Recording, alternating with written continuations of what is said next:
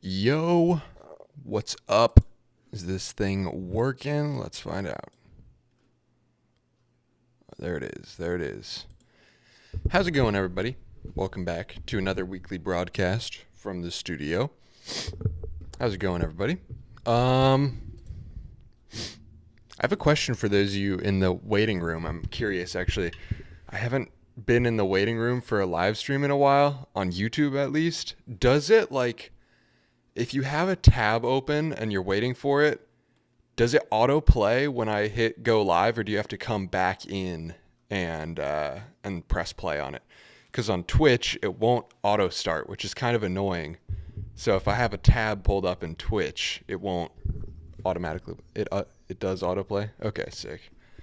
Yeah, I wanted to test that out, but I didn't have time.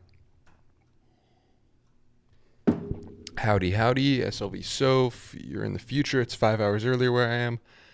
Yeah, it's 7:30 here, a little later than I usually stream. I was a bit behind today because I was eepy, as the kids say.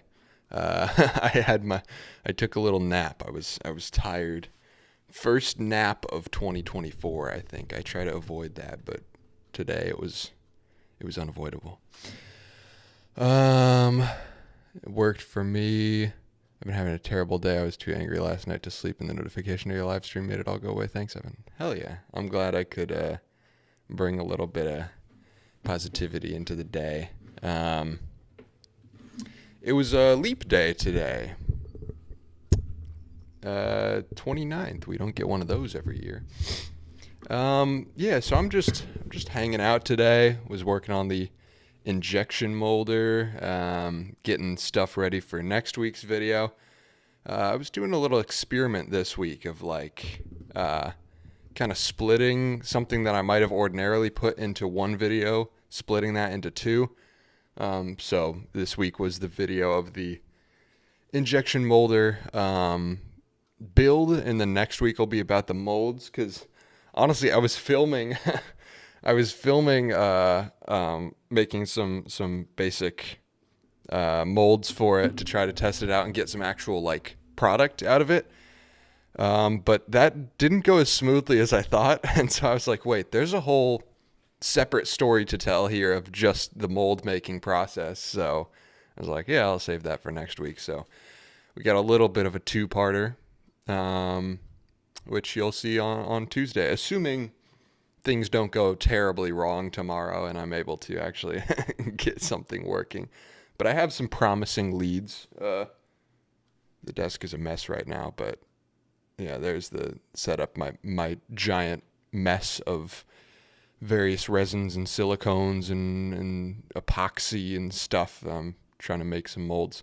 I have a promising possibility for molds. It's kind of hard.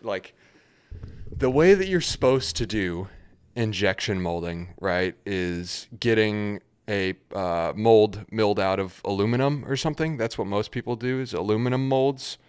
But obviously I don't have an aluminum CNC miller. There are, I had a nice person reach out from the community telling me they had access to one, so I might go through them and get some stuff milled at some point. But I want to try out what stuff I have available to me and see if I can get something working in the short term.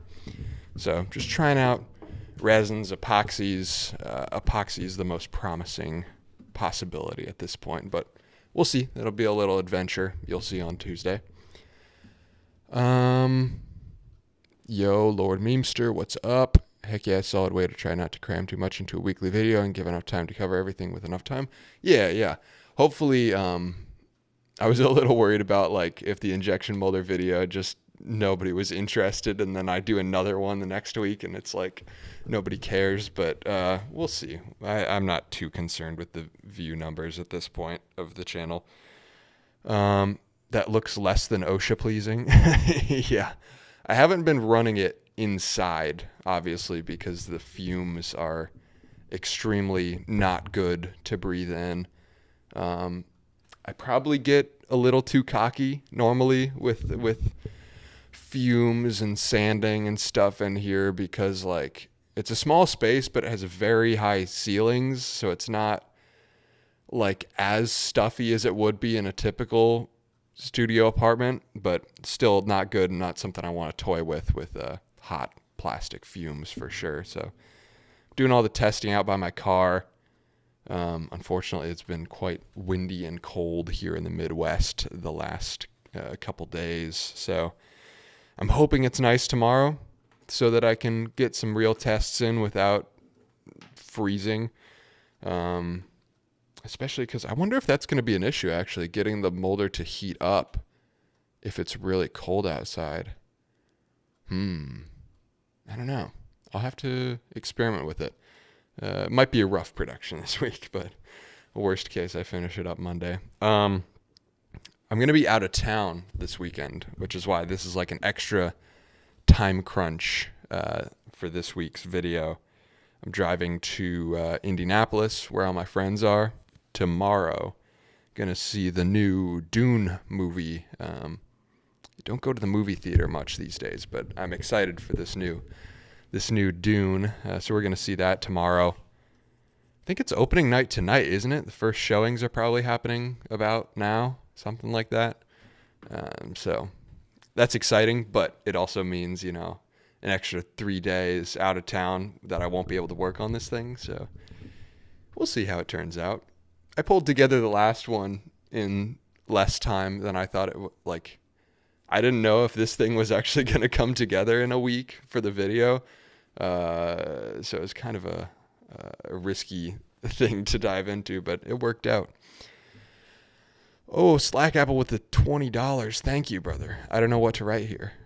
Fair enough. Thank you, man. That helps out a lot in the early days of the channel. The direct support is a big help. Thank you. That was for your Dune ticket? Sick. Yes, that covers the IMAX viewing and maybe one little nerd's rope or something. Thank you. How much do popcorn buckets cost? Oh yeah, they have the Dune popcorn bucket that looks a little sus. We're gonna get that thing. Does anybody else feel like have you seen that Dune popcorn bucket? It went pretty viral, but I feel like they intentionally made it a little weird looking to provoke some memes and stuff, some like artificial meme marketing. But it actually looks terrible to use as a popcorn bucket because of all the little fins or teeth or whatever they are. Like you grab a handful of popcorn and it's going to knock it all out of your hands and it's going to get greasy and it does not look very useful. 10 out of 10 super chat. Hell yeah. Just subbed and joined Discord. Keep up the great content. Thank you. Yeah. Obligatory Discord promo. If you're looking for a little community of like-minded makers to spit ideas and share what you're working on. Link is in the description to the Discord. It's a pretty cool spot to hang out. No way those cost $8 at my AMC. Really? The popcorn bucket or the tickets? It was like $15 for IMAX tickets where I'm going, but I guess it's kind of a nice theater. I don't know. I have no idea what you're talking about with the Dune bucket. I don't know. Maybe it's not as well known as but it was a big meme thing of like this sandworm looking bucket that people are saying looks somewhat phallic or something. The Discord is mint. Indeed, it is. What's up, Scotty? Apparently they shot digital to celluloid to digital. Interesting. Oh, the nerd gummies cost $8. Damn, they're taxing. Gotta sneak some food in somehow. Stuff my pockets. My headphone cable is not performing as it should. Might have to fix that. Oh, I didn't turn the CRT on. Gotta have the chat up on the CRT. That's very important. Come on, sucker, you can work. He doesn't like me today. Little Mitsubishi. There we go. There we go. Microsoft Edge, our favorite browser. I use Microsoft Edge over here because it zooms the tab differently. And it doesn't mess with my Chrome stuff on the other tab. Let's see the super chat up on the CRT. There it is. Hell yeah. What's good, man? What's up, Gare? How's it going? I just looked up the Dune bucket. I'm terrified. Yeah, for real. But I gotta have it, you know. I've been using Arc. I haven't messed around with too many other browsers. Yeah, I'm sticking with Chrome for now, but it does take up that RAM. I spy Smooth On and mold release. What you making? Messing around with molds for the injection molder. Oh, there we go. It's a big mess right now, big old mess.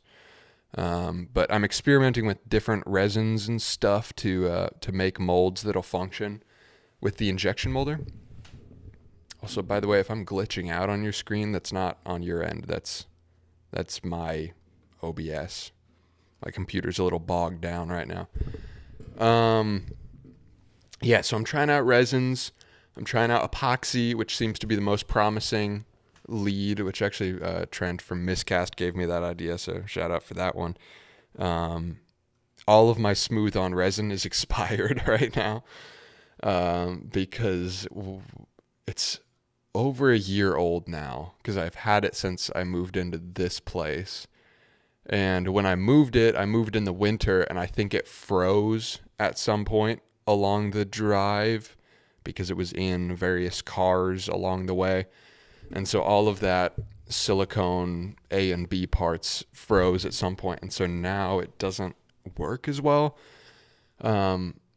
which is why in that NES controller camera switcher video, I used that expired resin, and it had like just tons of unmanageable air bubbles in it.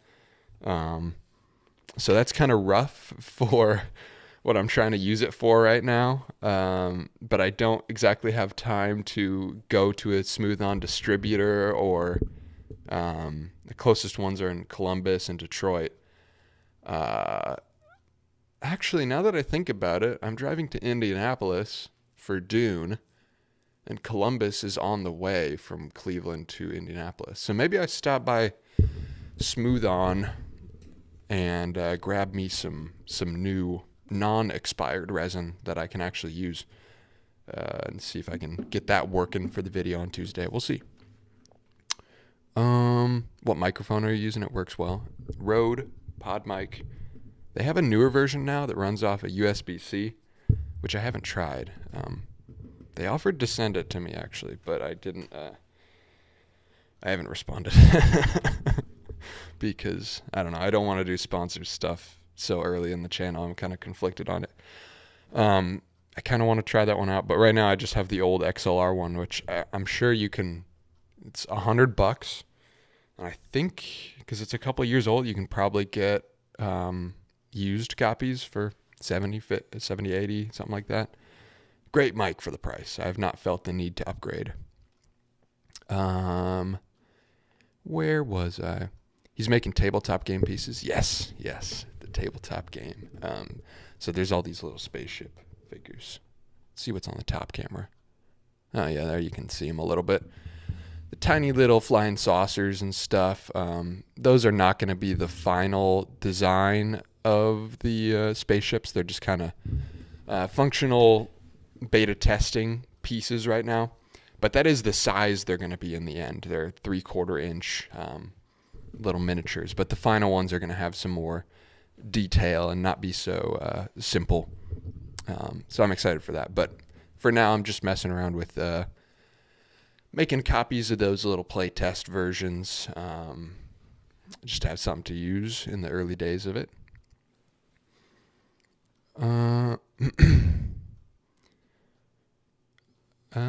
Where was I? I thought you meant Intel Arc. Firefox. Firefox is based. Netscape Navigator. You should get a vacuum chamber or pressure chamber. I've seen both used. Yeah, I should. vacuum chamber and pressure chamber are both useful for, I'm trying to remember which is which.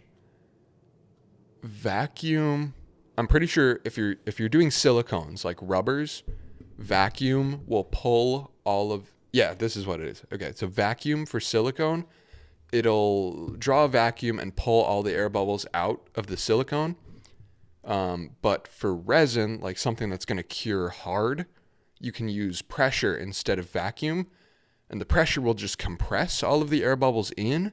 And when it sets, because it's not a flexible material, when it sets, it stays compressed. So since it's more viscous or less viscous, I never remember if viscous means more or less liquid.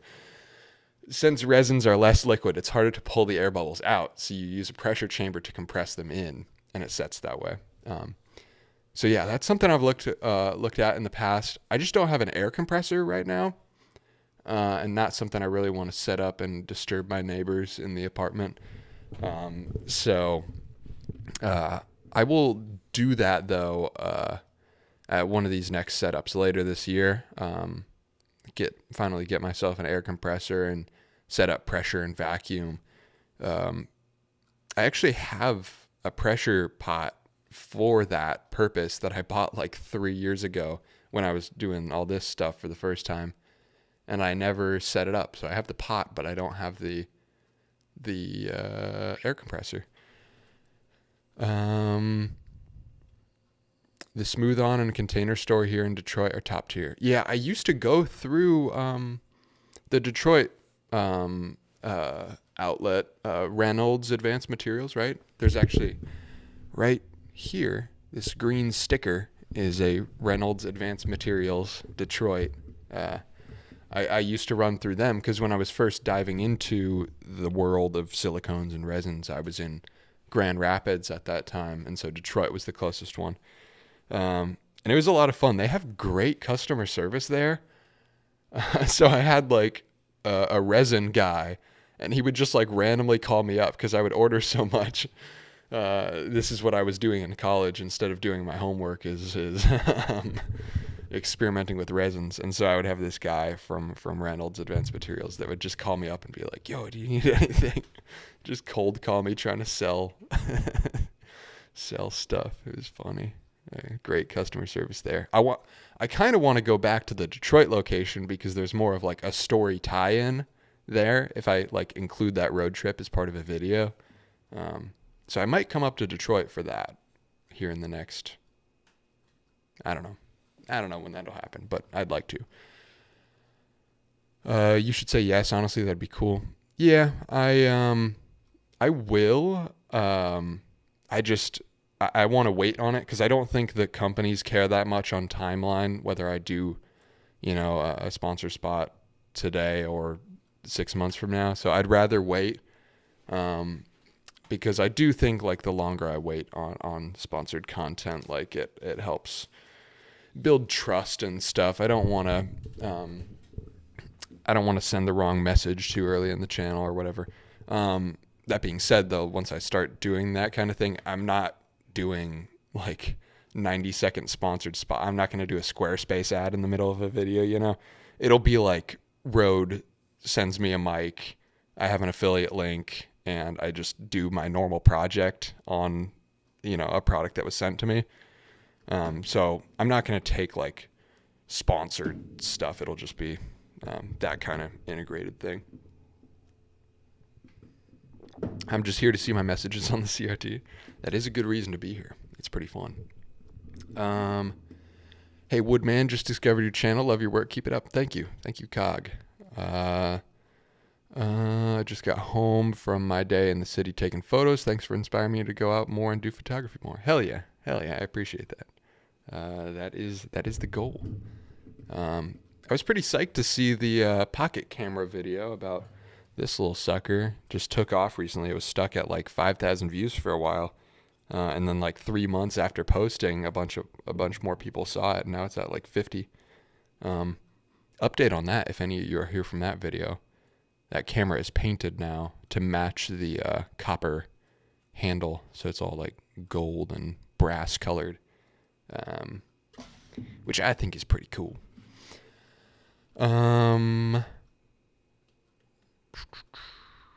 Air compressor, just buy 30,000 syringes and hook them up with tubes.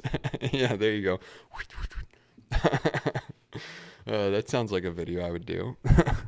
Actually, yeah, you don't need an air compressor. You can just get a tank, and they're cheaper, and then you can bike pump it yourself, but that takes quite a while. Or, I never thought about this before, you just get a big tank, and then you don't need an air compressor, and you just take it to the gas station and use their free air pump, and just pump it up whenever you need compressed air. So cracked. That'd be funny. Hit me up and I'll take you on some FPV ride along. That would be sick. I would love to see that, actually. I've been so curious about FPV, but I don't know anybody that does it outside of coming to Detroit and seeing what you're doing there. What date, if you don't mind me asking, are y'all gonna see Dune? I think tomorrow. I'm trying to get you and your group free admission because I have connections and want to help. I don't know if we already paid for the tickets, but I appreciate it. I don't know if there's anything that can be done at this point. Yeah, we're seeing it tomorrow. First opening day, I guess. Yeah, I'm pretty psyched about it. Although I do have to rewatch the first one because honestly, I don't remember. I have such a bad memory when it comes. Does anybody else feel like I have such a bad memory when it comes to movies and media, but like I'll remember random facts about like I was just rattling off a second ago, like the properties of vacuum chambers and pressure chambers for resin and silicone. And that's something I haven't touched in 3 years. So I can remember that, but I can't remember a movie I watched a year ago or a couple months ago or whatever. It's like my brain is too full of random maker knowledge to remember anything. It's kind of fun though, because I can rewatch a show. Like I just rewatched Breaking Bad like a couple months ago, and it had been like 4 years since I watched it the first time, and I like actually forgot everything. So it's like being able to watch a show for the first time again because I just literally forgot. On the topic of sponsors, definitely make guidelines and stuff for what sponsors can and can't ask you to do. Teaching tech is something similar. Yeah, it'll be pretty clear about, revisions and all that junk. It's a whole mess, but yeah, that's farther in the future. I'm more concerned with getting videos out and building the community right now more so than making money. So that's something for another day. But I do have to respond to those emails. Yeah. Do you have a brother that's a patron of another maker YouTuber I saw Monsma mentioned as a Patreon at the end of a video? Maybe. I don't think so, but maybe. What creator was it? Monsma isn't a very common name. It's all us Dutch folks. It's a Dutch name. There's not a ton of us out there. That's kind of cool. What's the story with the CRT on top of the comment CRT? The gold color match is sick. The gold color match on the camera. Yeah, I enjoy it. This one is a tiny little guy. This is the only one of the 3 CRTs that I actually paid for. These 2 were free from the side of the road. This one was $10 at Goodwill, I believe.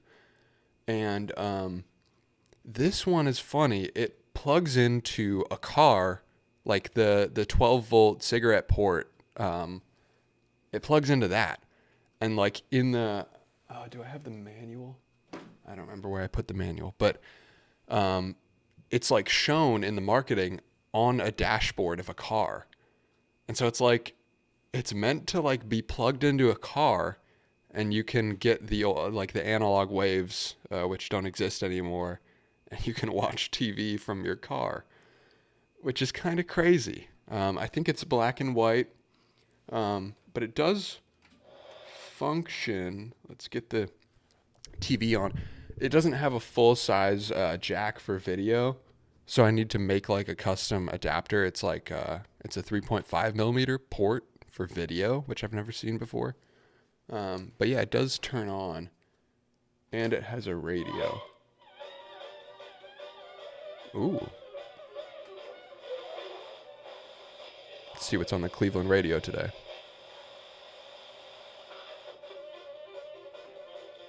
Sounds like that's about it. So yeah, it's a combination TV radio that's used in a car. Very weird.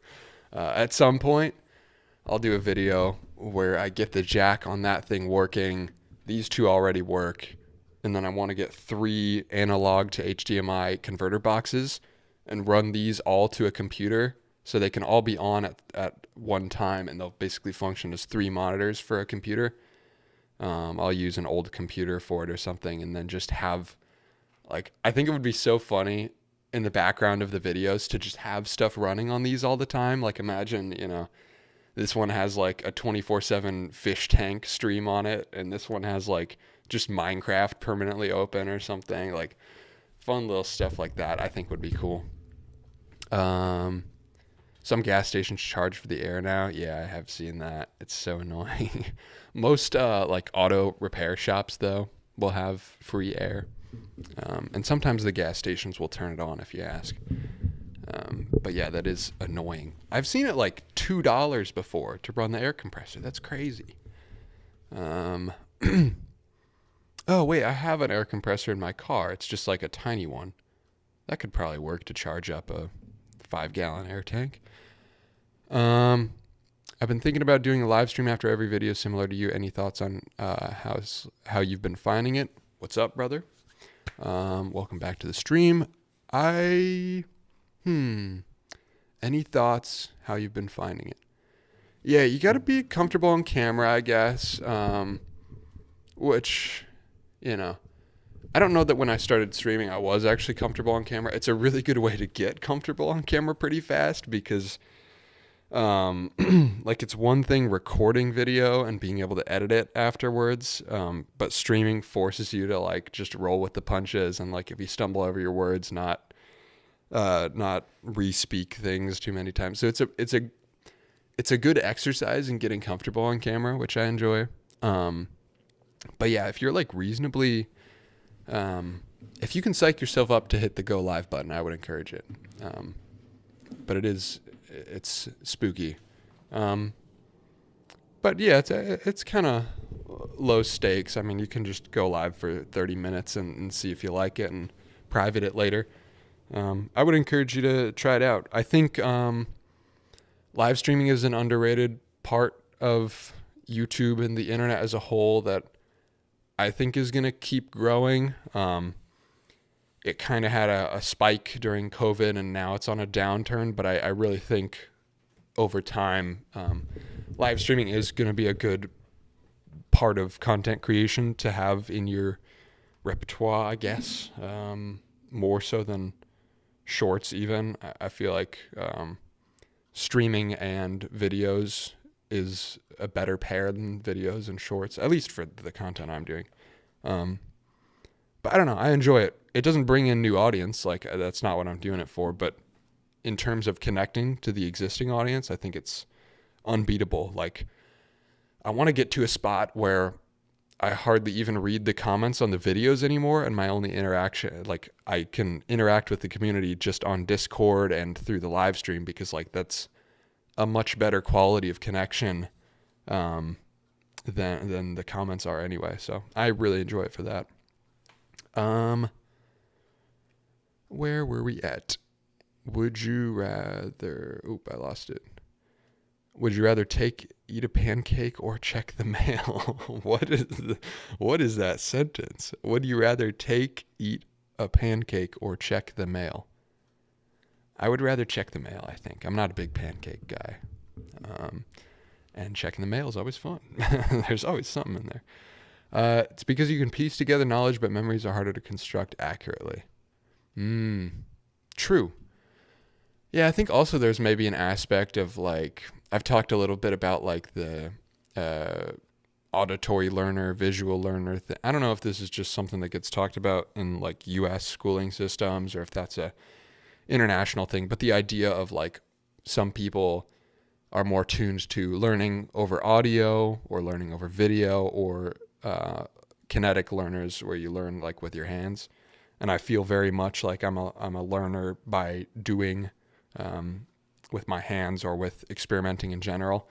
And so, yeah, that might apply to memory as well, where it's like passive consumption of TV and movies just doesn't get committed to memory as much as physically learning something with my hands. That's an interesting idea. I can't for the life of me remember which video it was. I saw it yesterday, but I'm not sure which it was. No worries. CRT on a dashboard, that's some Pacific Drive vibes. Hell yeah. One awesome Goodwill find. Yeah, for $10, it's pretty sick. I have something similar with an S-video port. Interesting. I'm not sure what S-video port is.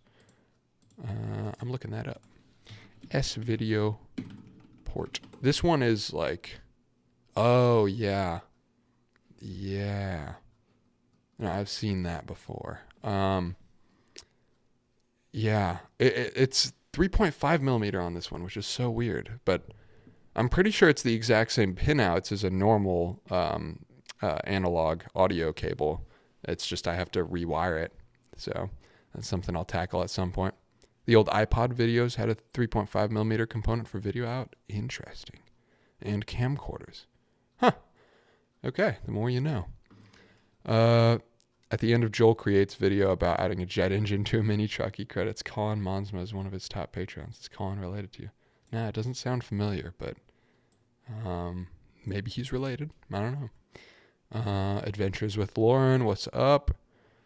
Cameron, bro, I just want to say I love your content. Found the channel yesterday. I feel like we share similar vibes or whatever. Hell yeah, I appreciate it. Thank you. Glad you resonate with the vibe. What's up, Ninja Meowf? How's it going? Gare, I do similar to Evan where I stream director's commentaries after my new videos drop. Not a plug, but my point is having some sort of subject matter makes streaming real easy. Yeah.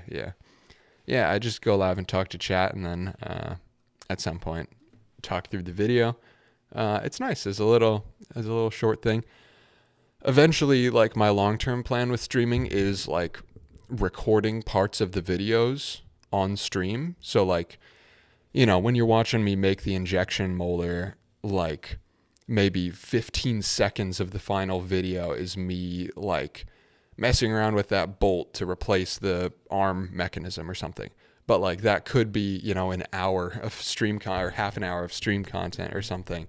Just like being able to see something in a video and be like, oh, I was there to see like what got cut out of the video. And I think that would be kind of cool, of streaming more than once a week and bringing you guys in on the more of the creation process. I think would be really cool.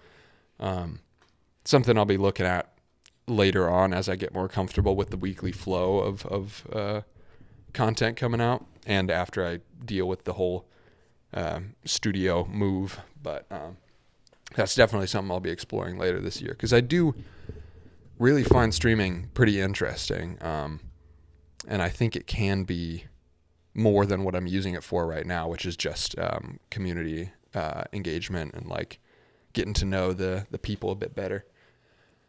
How much do you earn on YouTube? Not much right now. It's about $2 per 1,000 views,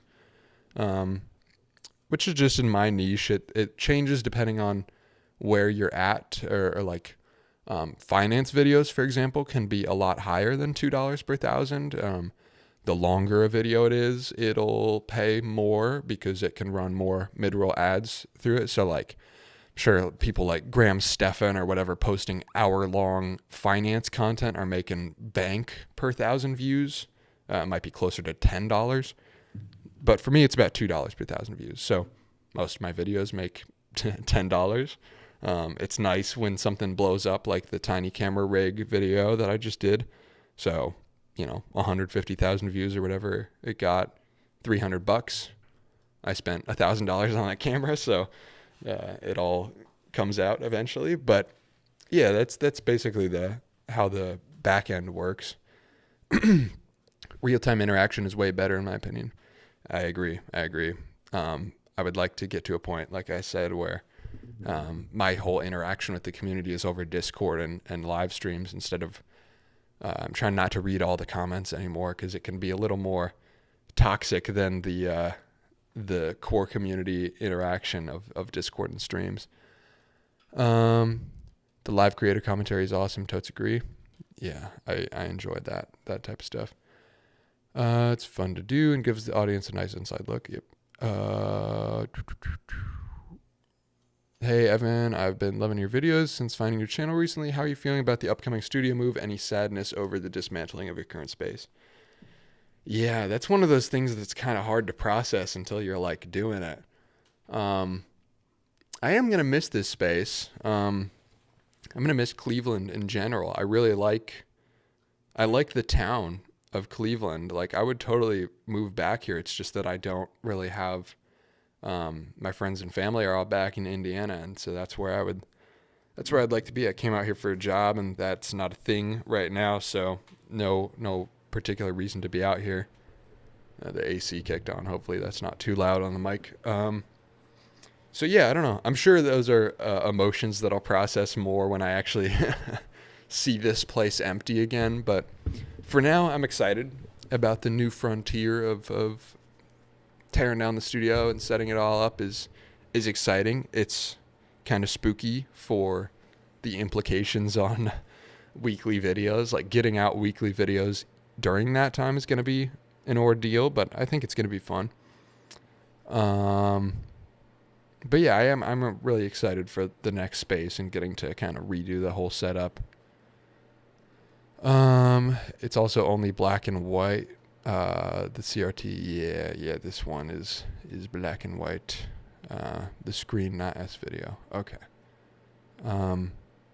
You being able to interact directly feels more fun than just video comments. Absolutely. What did you study in college? In college, I did graphic design. In high school, I was set up to be like mechanical engineering. I did a lot of mechanical engineering stuff in high school.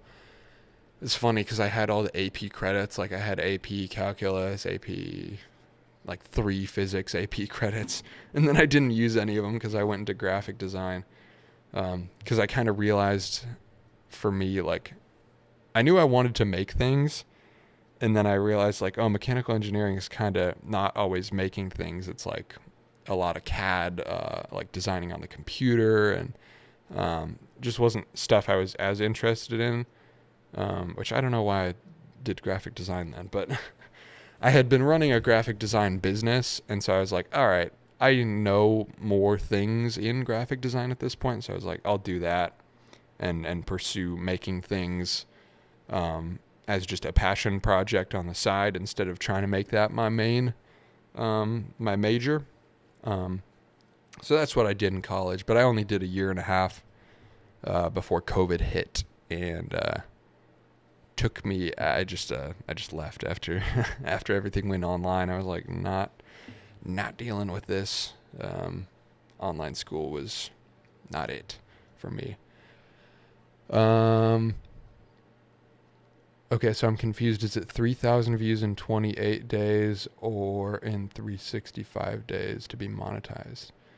It's 3,000 watch hours, which is harder. It's kind of tough. So that's actually another thing for streaming. If you're trying to get monetized on a channel, streaming is good for watch hours, because it's like, if somebody watches your stream for an hour, that's equal to 6 10-minute videos all the way through, right? So if you're trying to get to that 4,000 watch hours, adding streaming to your routine for content could be a good idea. But yeah, it's 3,000 watch hours in, or maybe it's 4,000. I don't remember. I think they changed it recently to something lower. I think it's 3,000 watch hours in 365 days. Yeah. Where did it go? My 3.5 millimeter RCA aux cord might do the trick. Composite and mono in. Yeah. I just have to cut one apart and make that. Or well, I guess I could probably just buy one. But I have little leads for mono 3.5 millimeter jacks right now. So it's something I could solder with stuff I have laying around right now. So I'm probably going to do that instead of buying one. Just have to find the time at some point. And I don't have enough analog to HDMI converters to even run all three of them right now. I can only run one at once. I can turn this camera on, which I have plugged in to this CRT. Now you don't have the best view of that one, but let's see if we can get this sucker to work. Yeah. Look at that. So this CRT is doing stuff with this camera. So I can get it to look around. It's a terrible view of that, but that does work. Because that doesn't require HDMI. But I need more of those little converter boxes to run all three at once. Where was I?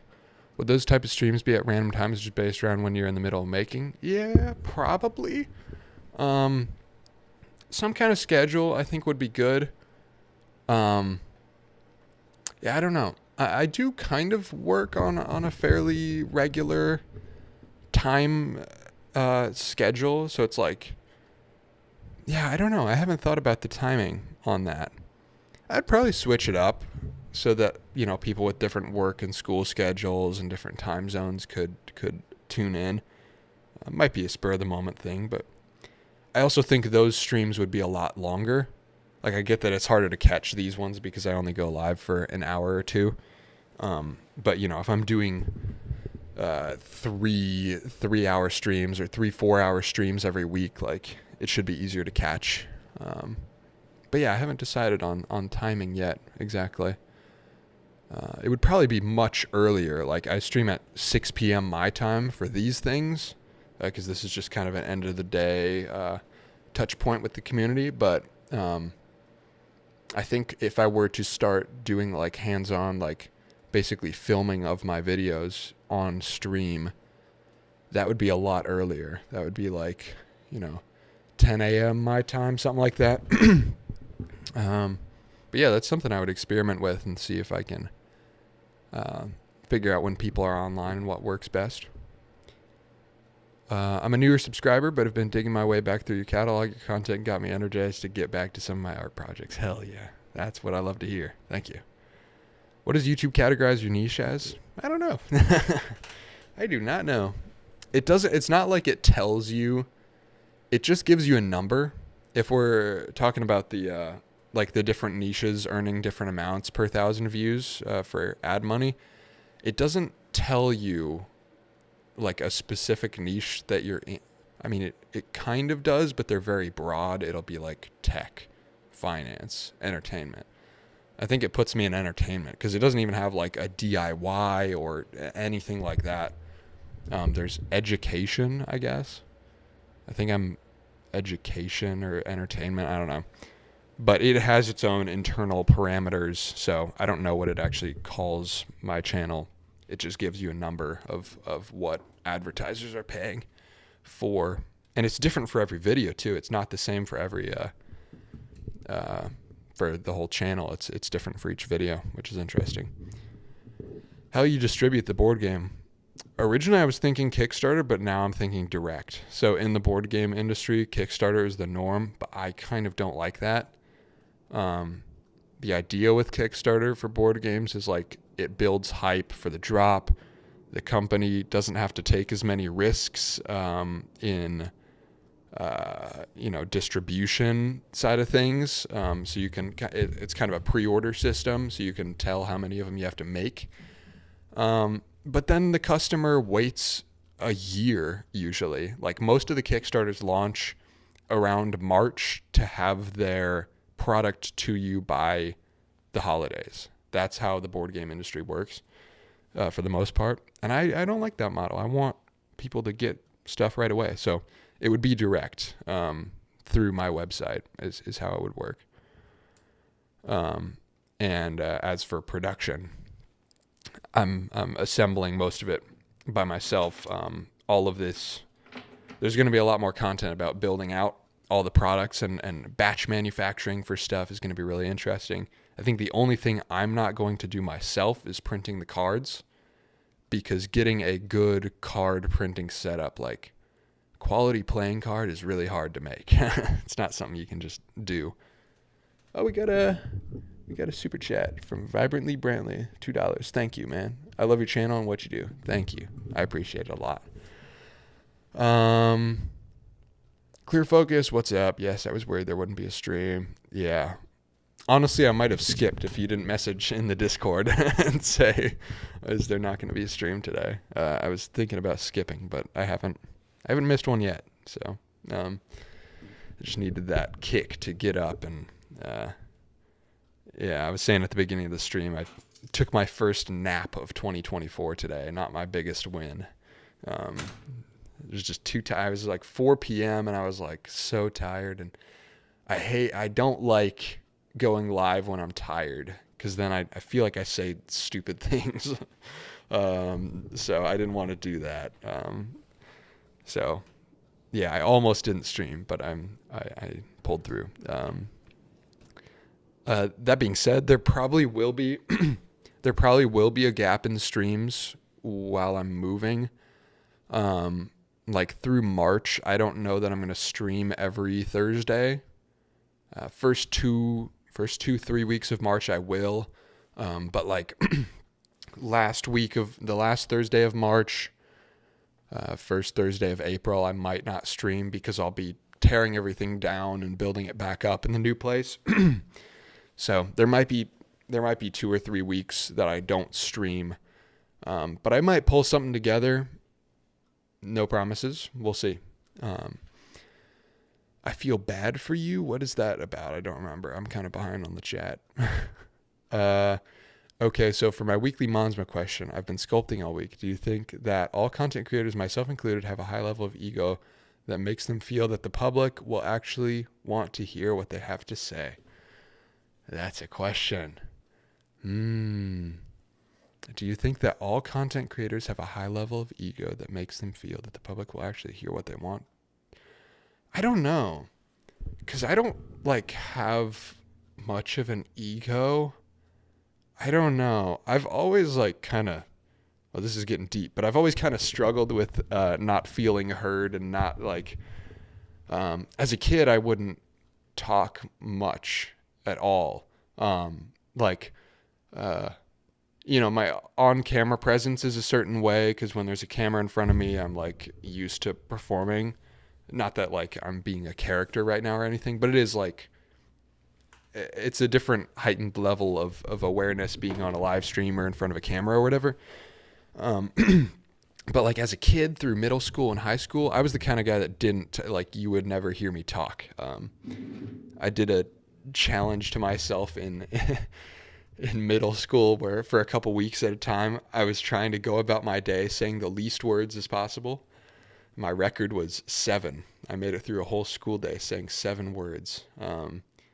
So anyway, that's a roundabout to say I have a weird thing where I feel like I shouldn't talk unless I have something to say.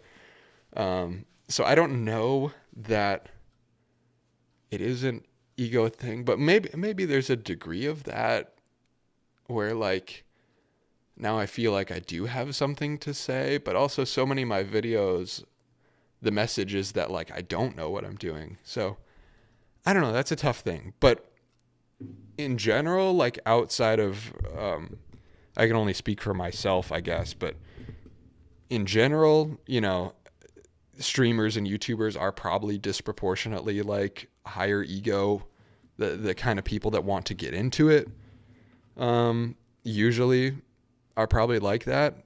I'm getting into it not because I like to be heard and seen. I'm getting into it because I think it's just the best way on the internet to build an audience right now. I've built an audience for a business on Instagram before. That just sucks. It's so, I don't know. I don't like it. And YouTube is just genuinely the best way to build a community and audience right now. And so that's something I'm interested in for putting out my creations and business stuff in the future. And so that's why I'm in it. But yeah, I can only speak for myself. That is an interesting question. I'm doing graphic design in my architecture classes. Oh, sick. Yeah. It was all right. I felt like I already knew Illustrator and Photoshop so well when I got into graphic design school that it was like boring.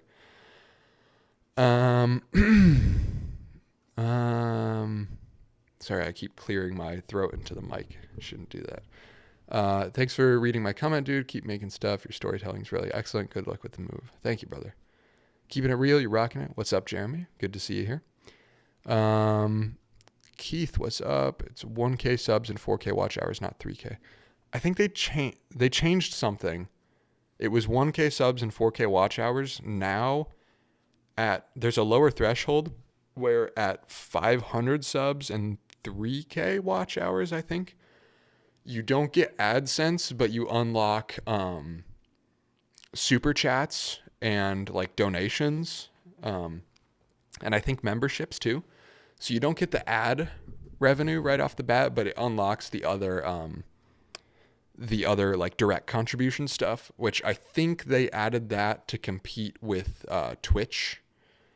Because Twitch, it's fairly easy to get your monetization pretty early on Twitch. Like you need an average of 5 viewers or something like that over 3 months. So YouTube made that change to get memberships and super chats enabled earlier for streaming, I think. So that is a thing. You just don't get the ad revenue right away. Do all YouTube watch hours need to be new users, or does someone watching something more than once still count? Yeah, you can watch something more than once.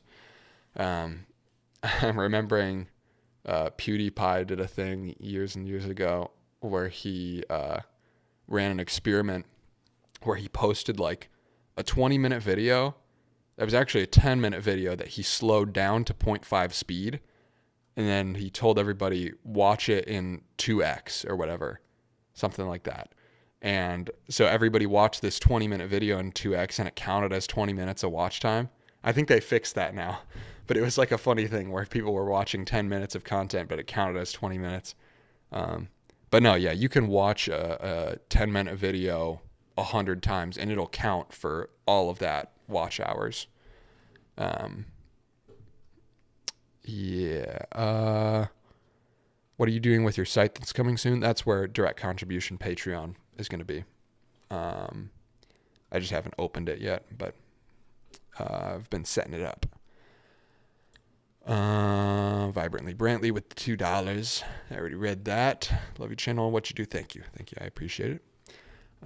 That question sounds bad. I was meaning more the feeling of the mentality that you have something to say and someone else out there to hear that. I see. I took it at the wrong angle. The feeling of the mentality that you have something to say and someone's out there to hear it. Yeah, I guess I touched on that a little bit of like YouTube is the best outlet to like make your voice be heard in like a long form, meaningful sense right now, I feel like. So yeah, I definitely feel like that's a thing. I'm going to be designing and building a pride flag knife handle out of layered wood, and you've inspired me to attempt to film the process maybe. I'm no pro and learn as I go. That'd be sick. Yeah, go at it, film stuff, even if you don't use it. A lot of my early projects I just filmed and didn't use, like in the NES controller video I put out last week. I used some old content from when I was in my college dorm, just trying it for the first time, and like never edited anything out of that, but it's cool to have the footage years later and look back on it and use it for future projects. So like, even just like, I feel like practicing in private is underrated as like, you know, even if you don't feel confident in like putting together a full video as your first thing, like absolutely just film it and start to edit and see what happens. It is not a failure if you don't finish it. Hey Evan, how's it going? What's up, Isaac? How's it going? Knife handle is for my best friend. Very nice. The lower tier doesn't have a watch hours limitation. You need to have uploaded 3 videos in 90 days. Interesting. They must have changed it. I haven't been keeping touch too much. Caitlin, hello. We'll be sending a shot of Chase's espresso your way for the sleepy vibes. Yes, I would appreciate a shot of espresso over here. That would be sick. I subbed to you in the Road Mike video purely for COTs. Loving the content, dog. Hope the move goes well. Thank you. I appreciate it. Uh, I have a sus question. Do you have a G? I don't know why I'm reading every comment, but no, not right now. Gare, I'm out, man. Take it easy, brother. Peace. Appreciate you. Glad to have you here.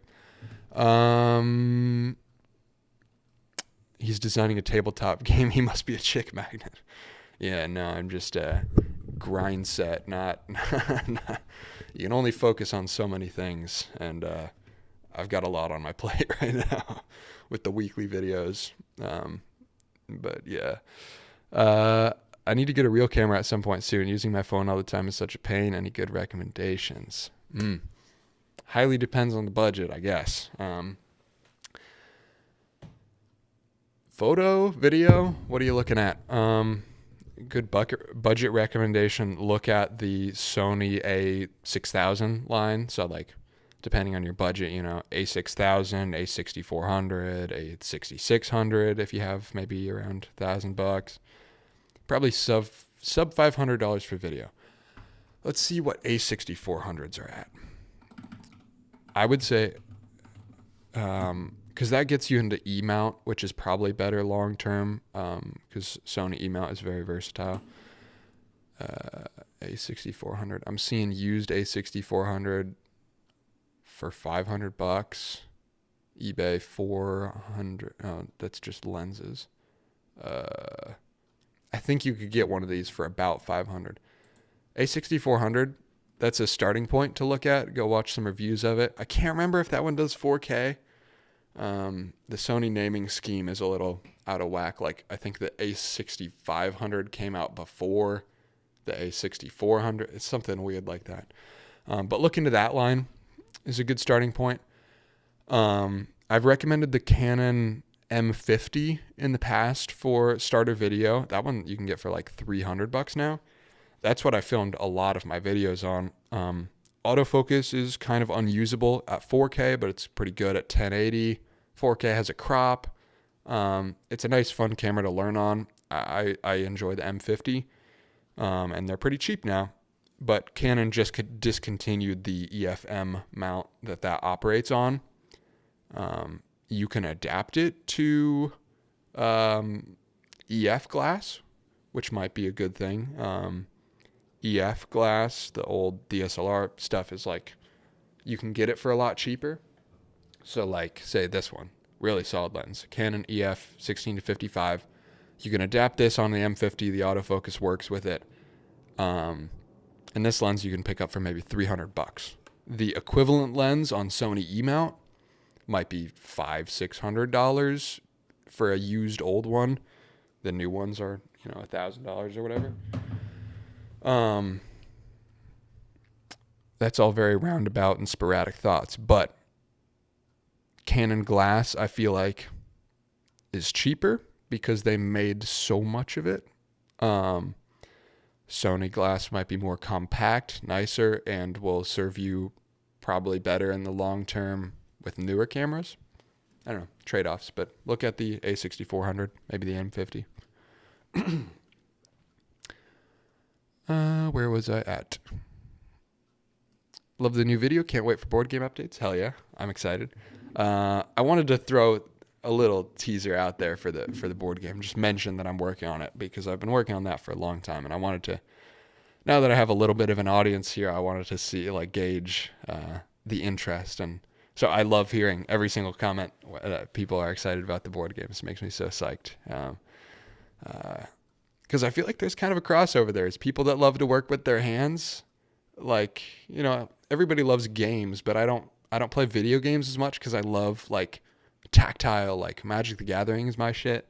I love collecting physical things. So a tabletop game is really interesting in that sense for me.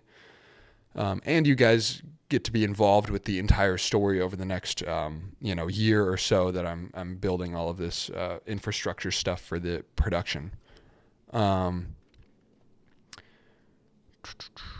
So scary to put future projects out into the world, man. Good on you. Yeah, true. Yeah, I'm just seeding it a little bit right now. I'm just putting it out there that I'm working on it. But the real content about it will come later this summer.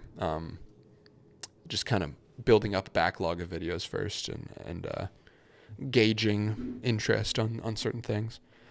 A6400 is mine and I love it. Yeah, it's a solid camera. I mean, the one you're looking through right now is the A66. Kind of the same camera. It's probably better. Some people would be miffed about me saying that, but it's pretty similar. I bought the A66 over the A64 just because it has a bigger battery and I wanted a compact on the go camera.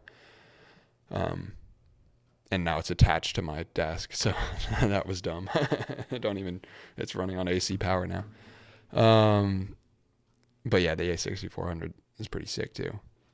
That's my pick, I think, that or M50, depending on if you want to end up in Sony or Canon.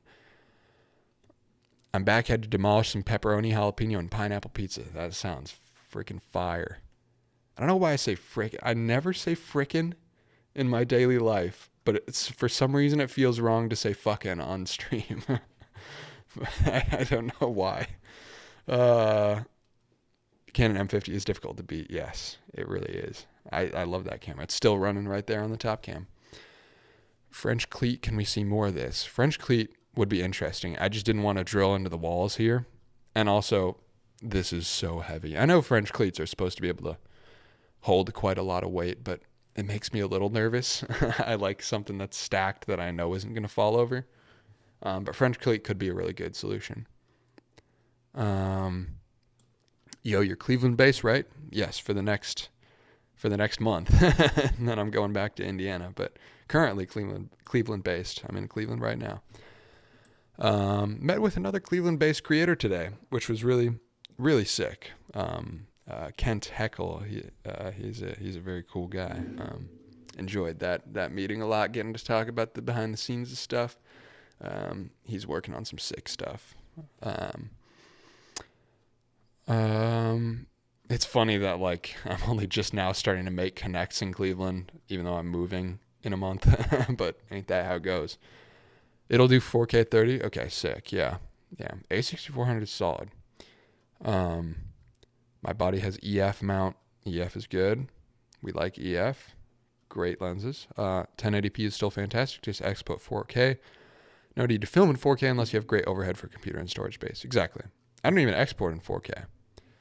That's pretty funny. Like, it took me like 500,000 channel views to get my first comment about exporting in 1080. Like, really, nobody cares. At least not enough to comment about it. My last one was 1440, but the batch before that was all 1080, and nobody really gives a damn. I film in 1440 because I want a little bit of leeway to crop and still have it HD. Because like I do like to crop on stuff for post stabilization or whatever. So having it a little bigger than 1080 is nice, but 4K file storage right now, I don't know that I don't need to. Even on a 4K screen, not many people are watching full screen. Exactly. I don't watch full screen anything ever. I would never notice I notice the difference between 1440 and 1080. I want to start exporting 1440 more, but I'd never notice 1440 to 4K. I need to do 1440 more, but for some reason my computer here is starting to bog down a little bit, and I'm getting more stuttery edits, which I do not like for the workflow. Not epic. A7S3 prices are coming down now as well. Are they? That was always dream camera for a while. A7S3. Ooh, $2,500. Damn. That's sick. Yeah, that's a solid ass camera.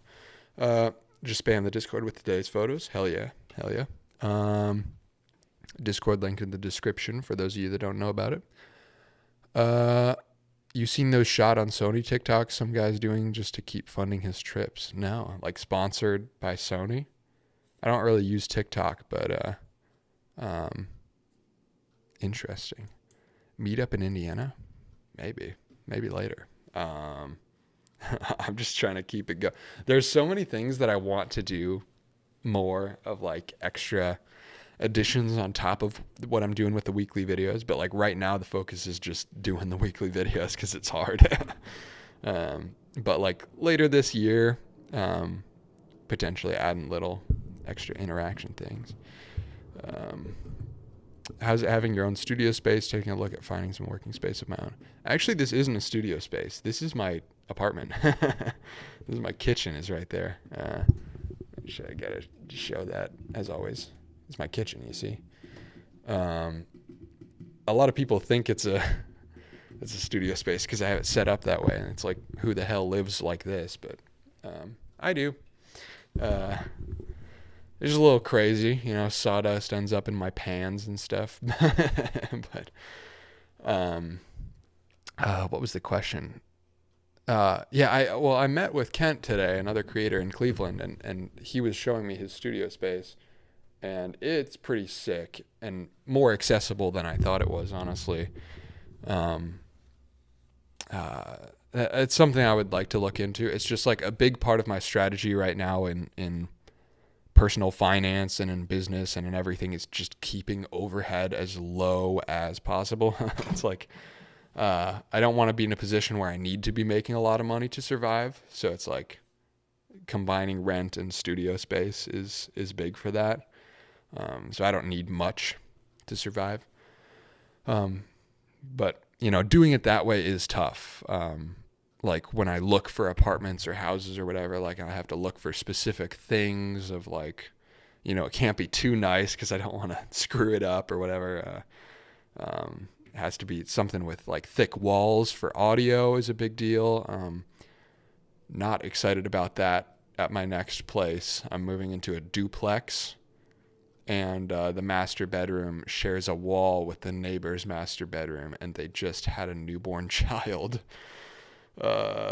So I really need to do some heavy soundproofing so I don't bother them. I think what I'm going to do is set up a whole wall of foam insulation on the shared wall and then put all this stuff in front of that. So hopefully all of that junk will dampen the sound enough that the neighbors won't hear my constant talking into cameras or whatever. But also at least like things like circular saws, living in a house instead of an apartment, I won't have to do that inside anymore, so I won't be making as much power tool noise in there. But yeah, a studio space would be the dream eventually. I'm going to get my channel going with mini DV cams. We'll see how it goes. Mini DV is sick. I have a buddy with a little mini DV camcorder. They're very fun. I film in 4K 60 always. Damn. Yeah, it's a lot of storage. For me specifically, it's like I'm generating 10 to 20 hours of footage every week. And so that would just add up really quick. So that's part of the reason I'm filming in 1440-30 right now. DaVinci or Adobe. I just switched from Adobe to DaVinci recently. I still have the Adobe subscription, but I'm using DaVinci because I like the color grade more. I haven't bought the Pro DaVinci version yet, but I probably should. I want to cancel my Adobe, but Photoshop is just too good. And I haven't had the time to try out alternatives. But yeah, I like DaVinci. It wasn't that hard to switch. Like, I really think people make such a big deal about the editing software, but it honestly wasn't that different. Dream turns into nightmare when you're looking at Sony full frame lens prices. Yeah, for real. I only buy used. I am only in the used market for lenses. Like, I've never bought a lens over $1,000. The only thing I've ever paid full price for on camera gear was my M50 when it first came out. That was $600. Most expensive lens I've bought, I don't think I've ever paid over $500 for a lens, which is pretty crazy because I have some nice lenses, but I buy a lot of broken ones and fix them or just beat up used ones. But yeah, new lens prices are nutty. That's why I like Canon EF, is because there's a lot older stuff. It's like, if I had a Canon R6 right now, I would just get the RF to EF adapter and then never buy a piece of RF glass. Being on E-mount is a little harder because there's not as much history unless you want to like adapt to Sony A mount, but there isn't that much good stuff on A mount. I think the autofocus is slower or something, but yeah, full frame lenses are expensive. Kent in the chat, what's up? Photoshop is too good. How's it going, brother? Photoshop is too good. It's very tough to get rid of. I've been wanting to try Affinity, but it's like, I've been using Photoshop for 10 years now, which is like half my life. You know, I've been using Photoshop since I was 13. And it's just too ingrained in my brain for me to relearn. Although I probably could drop my Adobe subscription because I'm paying the $50 whatever a month for everything. Because I still even though I don't use Premiere, I still use it Illustrator and InDesign every once in a while. But I can probably drop it to just Photoshop and save me some money. I just haven't pulled the trigger on that yet. Have you done the cancel your Photoshop and get the student discount? Got me down to 32. Don't have the student discount thing, but I have done you can cancel it and then it'll send you another offer and renew at a lower rate. I think that just ran out for me, so it upped from like 30 to 45, something like that. I don't remember what I'm paying right now. But yeah, I do that occasionally. I used to just run on a cracked version of Adobe 2018, which they never fixed. It's technically not pirating. It's not like a fake thing. There was just a way to spoof the serial number for free trials. And so you would have to do it every 7 days because it was a new free trial. But you could spoof and get infinite free trials. But I don't know that that's worth $20 a month to do. Photopea is okay enough for most edits. Yeah, but doing complicated template stuff like designing all of the UI for the tabletop game is like insane levels of stuff going on that I just really don't think I could do in any other program. Are you keeping your apartment or moving everything all together? What do you mean? Keeping your apartment and moving everything all together? No, I'm not keeping my apartment. I'm moving completely from Cleveland to Indianapolis, which is like 5 hours. So everything in here, plus the bedroom full of other crap that you haven't seen, just piles and piles of scrap wood. All of that has to go. 5 hours. It's going to be a pain. Keep up making videos. I'm also waiting for the video about making an amplifier from scratch that you talked about in the desktop speakers from car speakers.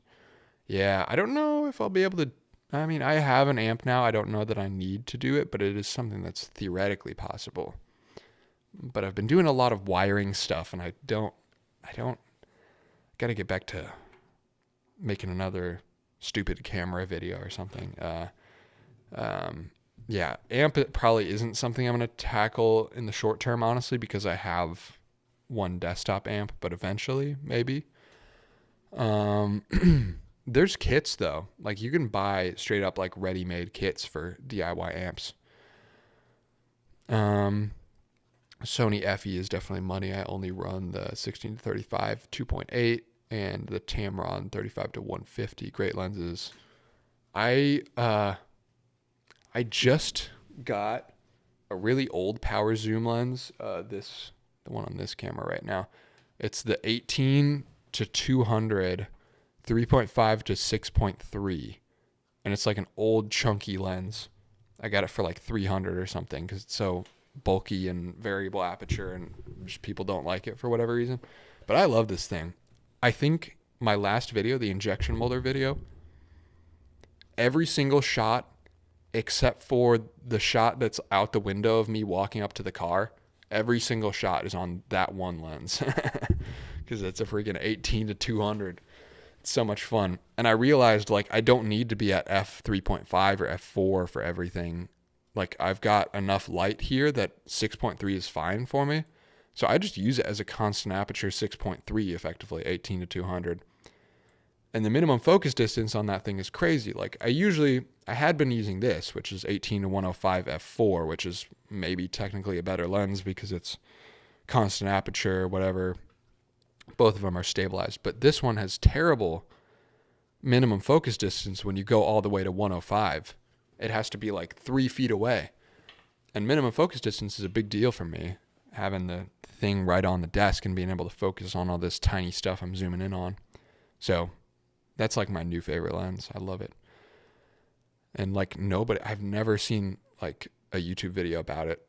Like I was looking up YouTube videos about it, and it's just like the reviews from when it came out 7 years ago. Like nobody talks about it, but I think it's awesome. Something weird I felt is whenever I want to try to build something or do a new crafting hobby, I always want to make a video of it to the point where I can't do it unless I film it. It's a bit paralyzing. I feel you, brother. I feel you big time. Ooh, $5 super chat from Tool Shack. Go crazy and buy some scrap wood. Hell yeah. Hell yeah. Thank you, man. The scrap wood fund is growing. I appreciate it. I'm going to blow my nose because I'm stuffed up for some reason. 1 second.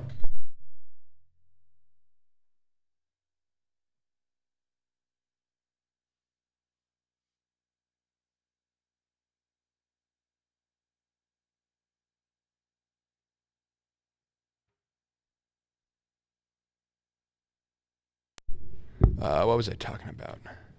Oh, paralyzing. Yeah, it is tough. I have felt that big time until recently, like, since I started committing to a video every week. It's like now I can't film too much, there is no filming too much. I feel like my solution for that is just stick your camera on a top cam rig and then just hit record. Don't worry too much about getting the best shots of everything. Just kind of run it. And sometimes give yourself one. Let yourself film something make something and not film it. I say that, but whenever I do that, I do kind of feel regret. It's like, oh damn, this project was cool. I should have filmed that. But sometimes you got to give yourself one. But yes, I feel you on the paralyzing aspect of wanting to make a video. But I would encourage you to just maybe film stuff, do some low pressure filming, and don't even edit it right away, if that gets you in the door and making stuff. I have APS-C lenses for my FS5 Mark II. Ooh, you have FS5 Mark IIs. Those are sick. I think Mr. Beast still uses those, which is really cool. They're not even that old. They hold up really well. I would love one of those, like a more camcorder style cinema camera. I think those just look freaking sick. I don't need one right now, but I want one. Ash, I feel the same way, kind of like it's a waste if I don't film it. Yep, I feel you. 18 to 200 would be sick. I only have 18 to 55. Have to swap if I want more zoom to 75 300. Yeah, the 18 to 200, like, I always kind of thought super zooms were like trashy, but it was until I tried this one that I was like, oh, these are sick. Maybe this is just a good one, but I don't know. I'm loving it. But also, like, I don't care that much about bokeh or whatever. Like, I don't need the freaking blurry background on everything. Like, I'm not concerned with that. So, maybe there's some drawbacks for other people, but for my specific use case, like, I'm not really shooting in low light. I can afford to stop down to f6.3 and not have to deal with a variable aperture. I like it. 18 to 105 f4 APS-C lens is actually my favorite lens. It was my favorite. That's what you're looking at this through right now. I love that lens for so much, like, on the go, run and gun. It's just my problem with it is the minimum focus distance after like 80 millimeters drops off dramatically, which is a big issue for me. It would be my perfect lens if the minimum focus distance at 105 stayed where it was at like 80. That's the one drawback of that thing. Use a bunch of scrap wood to make some holders for my mini disc collection. It'd be sick. I need to, probably an upcoming project, one of the last ones before I move out, is going to be making a shelf for all my camera lenses, because right now it's a massive mess. When I moved into this space, I didn't have, like, I had the EOS M, I had the M50, and I had the tiny cam that I just made the video about. That was it. So 3 very small cameras and maybe 1 lens for each of them. And over the past year, my collection has amassed to, I don't know, I think it's still pretty reasonable. I'm not too much of a hoarder when it comes to lenses, but I have a lot more, and there's no dedicated space in my studio right now for camera gear, which is like stupid. I have no camera lens shelves. They just live here on the desk. So that's upcoming, is building a scrap wood shelf for that. What's the tool or machine you don't have that you dream about? What is the tool or machine that you don't have that you dream about? I mean, a thickness planer for sure, for making all the pallet wood and everything perfectly straight. That's like a very attainable one though. Like, you know, you can get a Harbor Freight one for $300. I would love a lathe at some point.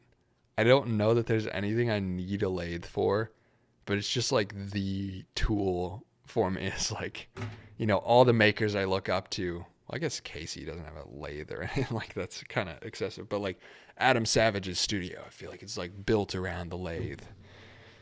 It's such a cool tool, but it's also fucking scary. Lathes are dangerous as hell. That's one that would be sick. Laser cutter's big. Actually, I don't know if there's a reason for me to not talk about sponsored offers, but a well-known laser cutting company just reached out to me offering potentially a laser cutter for a video, which I would like to do at some point. Probably going to wait on it, but that would be sick. They have like a DIY kit. I'm sure I could like convince them to send me their best one, but I kind of just want to get they have one that's like they send you the parts and you assemble it yourself. And I feel like that's what my audience would want. And that's like the most accessible and cheap one. So I kind of want to just get that one from them and build it and do some laser cutting. I think that would be so sick down the road.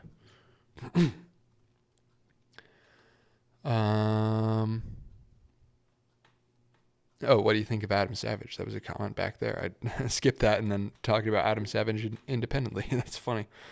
I love editing, but lose track of time so easily. Yeah, I feel that. Hey, love your cinematic video. Love to watch your vlogs. Love your video, all of them. Thank you, brother. I need something better for low light. Need a tripod for when I shoot my telephoto. It's going to end up smeary. Yeah, true. Yeah, tripod is big.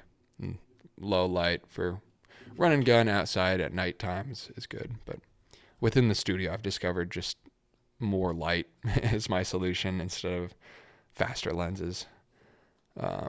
Because also it gets tough with like small depth of field, getting stuff in focus, working with such tiny objects all the time.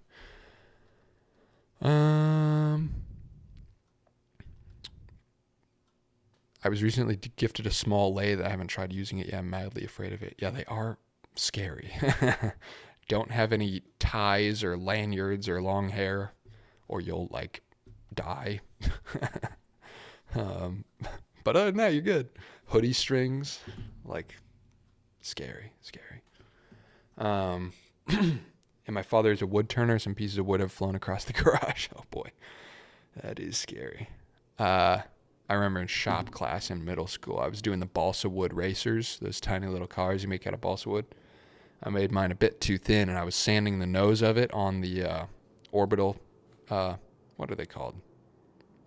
It's not an orbital sander, because orbital sander is the handheld.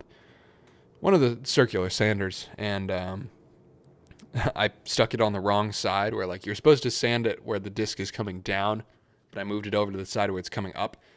It split my balsa wood car in half and flung it all the way across the shop. Luckily, it was balsa wood, so wouldn't really hurt anybody. But spooky stuff. I want a lathe, laser cutter, and surface grinder so bad. Yeah. Satisfaction of building those machines is my fave. Yes, indeed. I'm excited for that whenever that happens. It's quite interesting to me to grow up watching Casey and then find Van after that. I don't know how you feel about that. It was kind of like my interests matured and I switched brothers. Yeah, also like Van is putting out consistent content right now and Casey isn't. Yeah, I don't know. It does feel like kind of a matured version of like a little slower paced, less sensationalized. Yeah, it's an interesting kind of paradigm shift.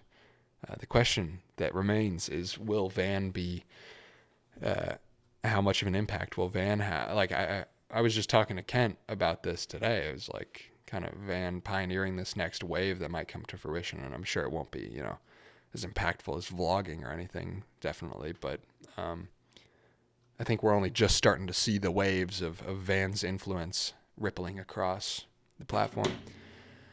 What are we? Oh, wow. We're at 90 minutes. That flew by. I'm going to do the director's commentary, I think, on the injection molder video. And then we'll see where we go from there. Injection molder, release candidate 3. I do multiple exports in most of my videos, and it's almost always just audio. Like, I watch the audio back on YouTube, and it's almost always like 3 exports of audio tweaks. Van is just doing it different, for real. Van is coming at YouTube from an outside angle, not as a YouTube viewer, and really shaking things up. Tim Hunkin, The Secret Life of Machines, if you like the nice stats and Savage. Okay, I'll look into that. Is that a book? Tim Hunkin. Or is that a channel? I'm looking it up. Tim Hunkin, The Secret Life of Machines. Oh, it's a documentary. Interesting. Okay, I gotta watch this. Thank you for the recommendation.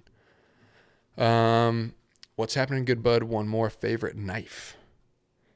Probably the Milwaukee Fastback. Let's see if I can reach it from here. I don't have like a pocket knife, but just this sucker, the little razor blade. It's killer. This thing lives with me. It's always on the desk somewhere. I used to have a Microtech, like one of those little, what's it called? That's like more of an EDC knife. A Microtech. Damn, I can't remember the model name, but it had the switch. And it would, I don't know if it was fake or not. The story behind it, one of my buddies worked at TJ Maxx, and he found it in one of the coats that like somebody tried on or something. I don't know. He found it in one of the coats, and then he sold it to me for like $20. So even if it was a fake, like it's still kind of worth because it was sick. But it felt nice. It felt like a real Microtech, and that was like a $500 knife or something. And I do miss that thing. I would love OTF. That's what it is. Yeah, I'd like to get back into it, but that's an expensive hobby. And like, I don't EDC a knife, which is kind of, I feel like you would think I would, but I don't these days. Just because I getting into venues and stuff, it's a little, I always forget that I have the knife on me, and then it's an issue. I used to have a Swiss Army knife with my car keys and my house keys on it, and that was an issue where like I would go to a concert and they'd be like I'd have to kind of sneak the knife in, because if they take my knife away from me, then I also have no car keys. So that was kind of dumb. But that was a Van Neistat, Tom Sachs influence thing, is the car keys on the jackknife. The Milwaukee's awesome with the cutter and a bit. Yeah. I don't have the one with the bit, but I would like that one. Josh Whitney, what's up in the chat? I saw you in the Colin and Samir Discord earlier in the Colin and Samir were doing a live panel on their Discord. I was trying to get in to pitch them my idea, but I did not get in. But I saw you in there. I saw a couple people from my channel in there, actually. People that watch. Bergen, how's it going? Hey, longtime fan. Haha, sorry, just a little nervous, but so glad I got on. He's like, as if you weren't in this room a couple days ago. Wordle in 2, quick work today. All right, you're going to make me do the Wordle, aren't you? Wordle. We haven't done the Wordle in a couple streams. How do I go on the monitor? Right monitor. Got to get this figured out anyway, because... So you got it in 2? I don't know if I can do that, because my opening is usually 2. Oh, that was fun. What was the idea? I was going to pitch him the board game thing.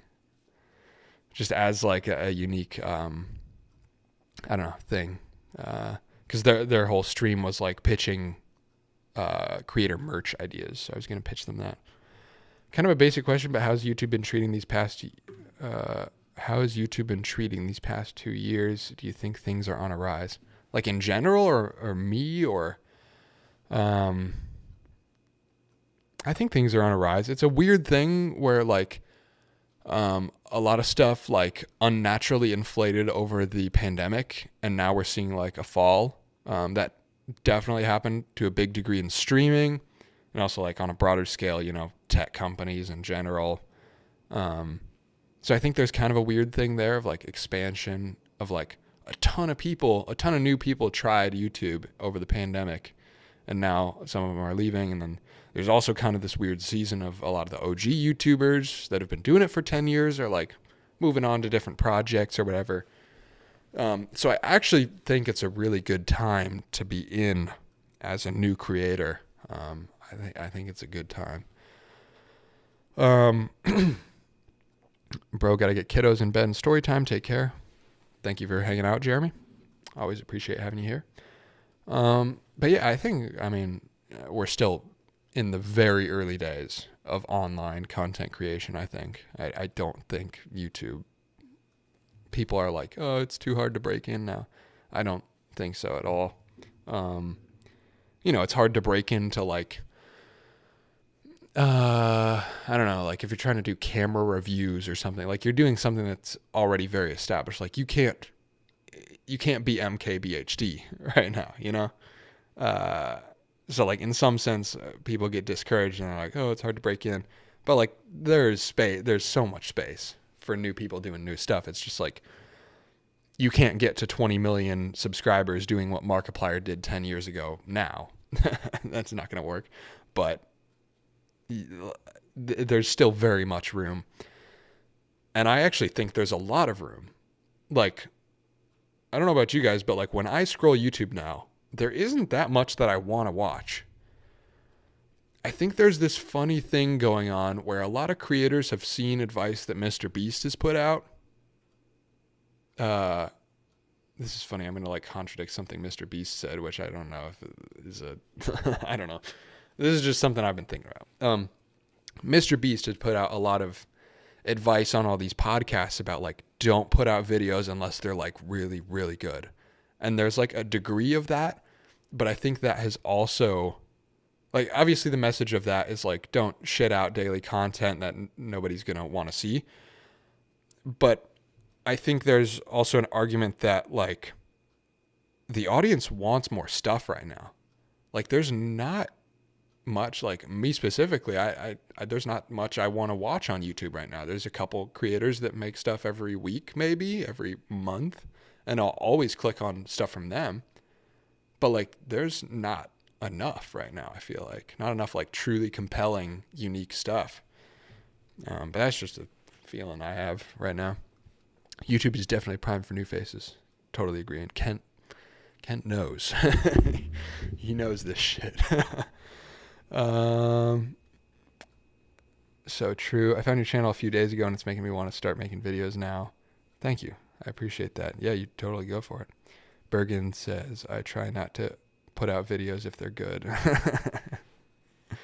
Did I slip my words up? Did I say, try not to put out videos unless they're good? Yes, you do that. No, your Spider-Verse theories are incredible, actually. That's what YouTube needs right now. YouTube needs more Dillo content. All of y'all are really making me want to start uploading again. Uh-oh. Are we convincing people to do? Yeah, I mean, it's fun. Even just as a hobby, it's a good ass time. I almost read your text to me on stream, Bergen. The answer is yes, though, to your text. Where was I? Luca, you need to put your time. Think about this. How long have you been doing your work? There's no overnight success, and very rarely when that happens, the content is good. Yours hit both. Yeah, I mean, it's something that I think when people say you can't make it on YouTube anymore, they're talking about like you can't come out here with no plan and make it like you could 10 years ago. The people that made it 10 years ago were just the people that were posting consistently, you know? Well, I guess now it's more like 15 years ago. People like, you know, OG gaming content people and stuff like that was coming up. But read it out loud. I'm not going to read it out loud, Bergen. To the point of not seeing much to watch on YouTube lately, I feel like I follow the creators I personally click with. Personality and message-wise, the YouTube homepage sucks. Yeah. It'd be cool if we saw a rise in the subscription feed again. I don't know. I don't feel like my homepage sucks.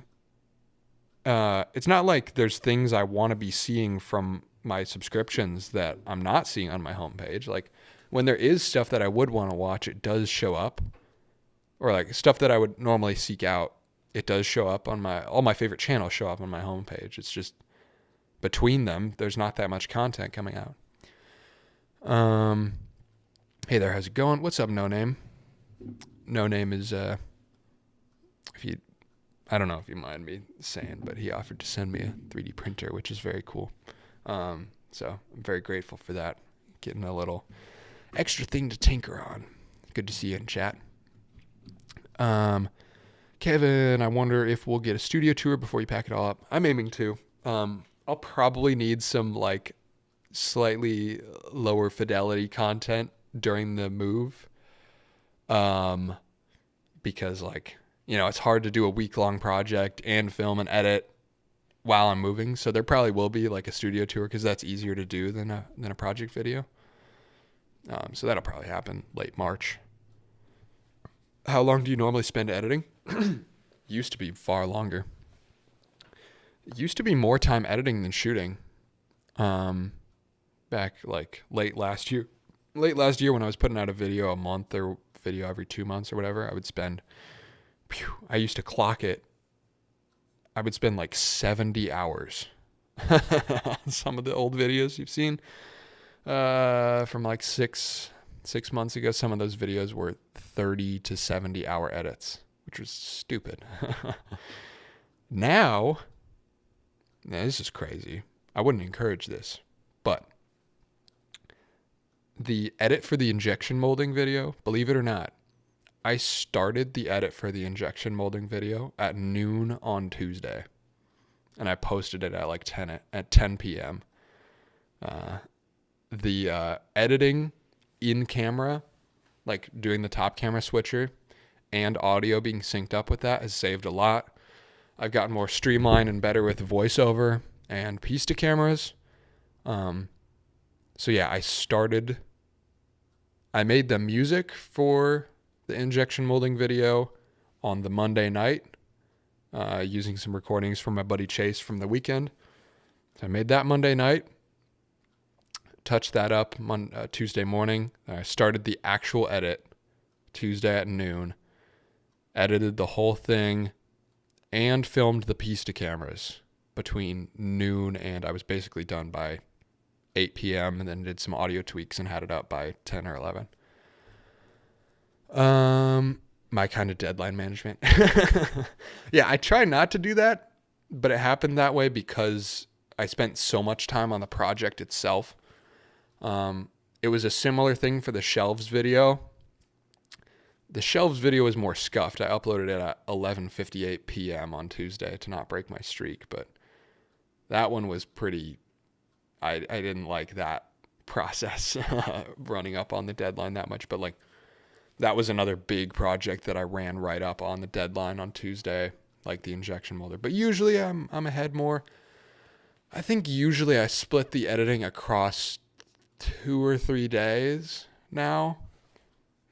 Maybe like 8-hour days when I'm actually productive for 5 hours. So I would say usually between 10 to 15 hours of editing for each video right now. Watching all the way over in Ireland. Just want to say, love your content, man. Keep it up. And also curious how you schedule your life now as a full-time content creator. Funny enough, my sleep schedule now is better than it was when I worked a full-time job. Like, I don't know. For some reason, thank you for the super chat again. $5. You should check out Hugh SLLC. He's a metal artist. Interesting. I'm not big into metal, but I'll look into it because you recommended it. Thank you. Sleep schedule, or just life schedule in general, I guess you were asking about, but sleep is a big part of that. I have like a fatigue condition, actually. I've struggled on and off with like chronic fatigue. And so it's been tough. Working around school and full-time jobs is really hard with that, because sometimes I do get like just like debilitating fatigue. And that's really hard to work around when you need to be at your job for a specific time or whatever. And so being more flexible and being able to, sleep in for an hour when I need to, or go to bed earlier when I need to, that's a big thing. So ironically, my sleep schedule has actually gotten better since leaving my job. General schedule day to day and the week.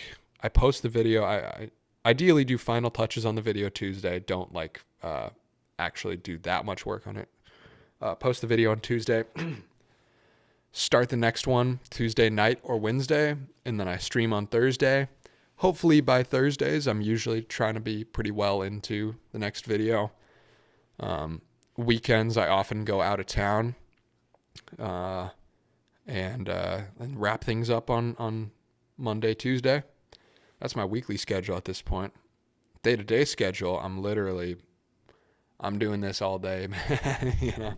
I don't got nothing else going on right now because I don't have that many connects here in Cleveland. So like, there's not a lot of distractions. Like, I try to spend some time outside, go for walks and stuff when the weather isn't too bad to get my circadian rhythm right. But for the most part, it's just working all day on the next project, because this is what I love to do. Excited for the board game. Recently got into tabletop games as well. You're so goddamn fun. We had toyed with making our own version of Catan. Would love to see you do something like that. Yeah, I'm doing a whole thing from scratch, which I'm very excited about. I'm glad to all the comment. I said it before, but all the comments about being excited for the board games, I love to see all that. Because I just putting something out there in the last video about it. Like, I was trying to gauge interest a little bit, so I love to see like the crossover between people that love to work with their hands and people that love to play games with their hands. Is like, I think that's cool. There's definitely an initial generation of YouTube stars that fizzled off before there was a path to sustain themselves of it. Yeah. And also there wasn't there wasn't a roadmap. Like, nobody knew what to do and there wasn't ad money coming in. The ones that figured it out had to really figure it out. I think there was no Patreon sponsors reaching out. Yeah, exactly. Like, in the early days, people hated sponsors. Like, the viewers did not like that. It was really smart of, say, Rhett and Link on the first episode of Good Mythical Morning. They did a sponsor spot just to establish, like, this is what we're doing. And Rhett and Link really moved through it smartly of, like, they were doing a lot of sponsored stuff coming from, some of the stuff they were doing before, and like making these sponsored music video things. And what is this behind? Oh, this is behind. Never mind. I thought I was glitching out on my screen. Yeah, I think it was really smart of them to establish early in their thing, like what sponsors would look like. And the sponsors were more likely to kind of work with them doing like a daily show than an unreliable, vlog or gaming content type thing. So yeah, it was definitely tougher back in the day for the first generation of YouTube stars. Adobe Man or Final Cut? DaVinci right now. Switched from Adobe to DaVinci because I like the color grading. Just finished putting my car back together and saw that you were on. Hell yeah. Putting your car back together. In what way? What were you working on? I took my car apart and I never put it back together. Yikes. Yeah, I used to spend forever editing. Yeah, it's a tough thing to get into. Like, you can get so perfectionist with it. Do you have an outline for the injection molding video? Anything written, a script of sorts, or was it all run and gun? I used to script as well, but part of getting stuff out weekly, in the past 4 months or so, I've stopped scripting. I used to script everything, and now it's all pretty run and gun. Because it's also hard to script when, like, I don't know what's going to happen. I don't know what's going to work and not work on the project. So I just kind of film the project, and then I've got a sense of like what pace I want to cut things. Like, I don't want, even if I have a bunch of footage, I don't want a full minute of me soldering wires together. So I've got a pretty good sense now of the pace of cutting. So I'll cut, I'll put music to kind of feel the vibe of that, and then I do voiceover to that, and then adjust the cuts up to the voiceover. That's the process. But it's all off the dome in general. I mean, I know generally, like, I'll script in my head, like, the overarching storyline of, like, what's the angle, what's the title, that kind of stuff. But don't write scripts anymore. Have you messed with multicam recording? It's not the most intuitive with OBS, but it's been awesome for me lately that I can speed edit in DaVinci. You're talking about, like, recording on multiple cams and then syncing as a multicam edit. Yeah, that's what I used to do for my job. So I would edit board game gameplays. And multicam editing for that was huge. Sometimes we would have as many as 7 camera angles. So there'd be, one on one player, one on another player, a wide top down, a close up top down where they would present cards and stuff for the viewer to read. There's a side angle that made it easier to see the miniatures and stuff popping off the board. So it was usually about 6 camera angles, and we would use multicam editing for that, which when I came in, he did not know about multicam. And so when I showed him that, it was a game changer. But yeah, I've done a lot of multicam editing. I don't do it anymore because I don't record multiple clips.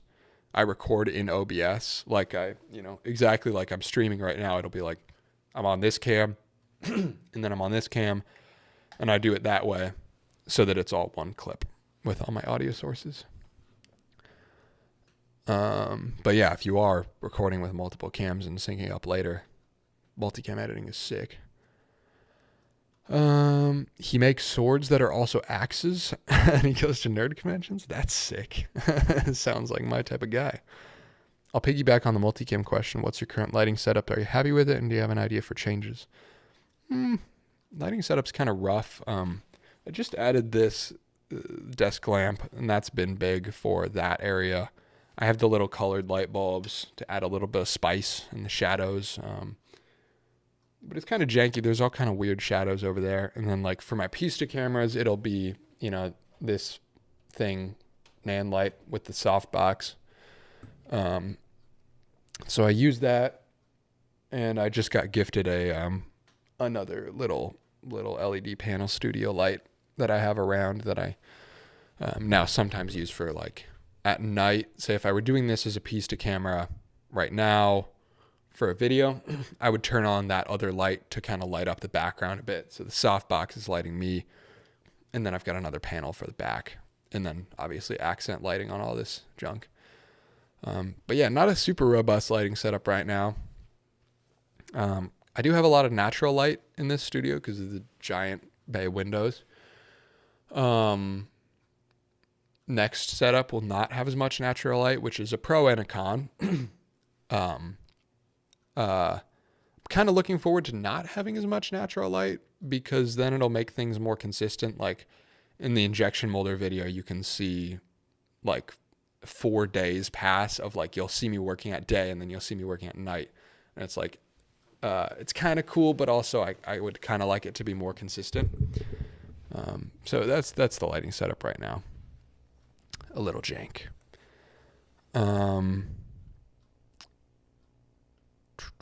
Fun fact, actually, this Nan light I bought off of the YouTuber YC Imaging. He does a lot of gear sales, and I got that for a pretty good price, so it was pretty cool. Need to start scheduling my streams. Yeah, I didn't schedule this one too far in advance, but which I probably should have.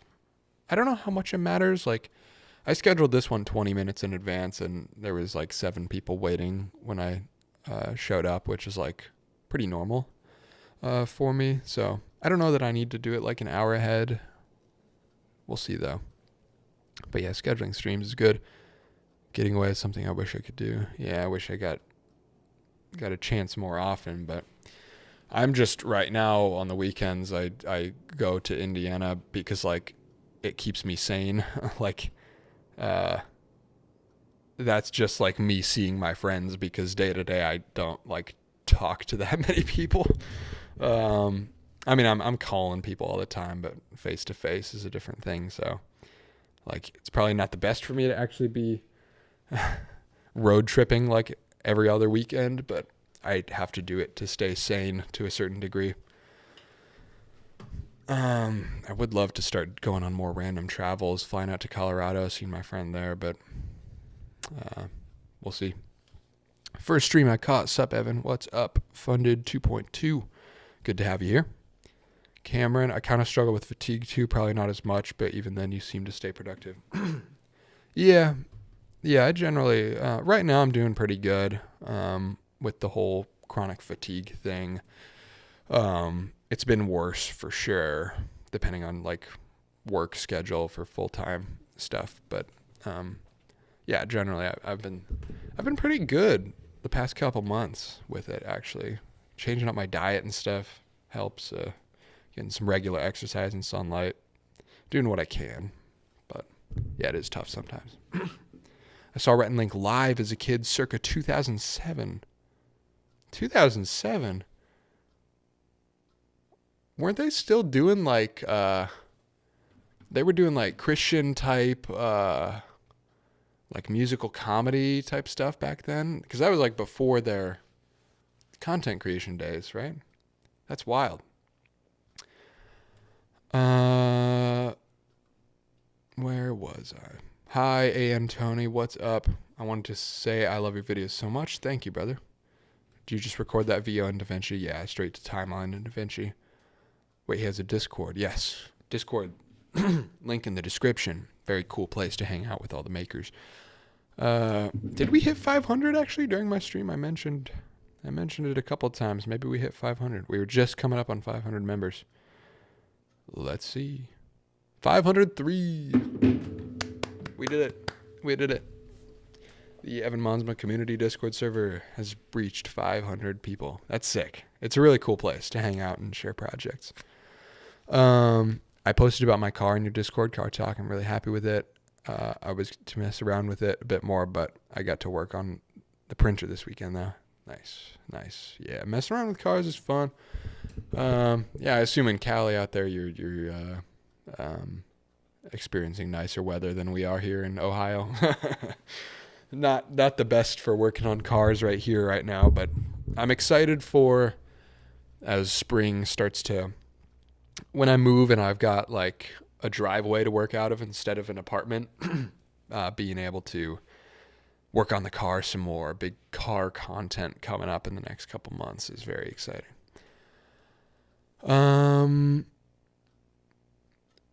Talk it up. He'll see you in a bit. Yeah, I'm a little behind on the chat because there's a delay. Plus, I'm reading back. How do I get in the server? Link is in the description of the stream and all the videos, I believe.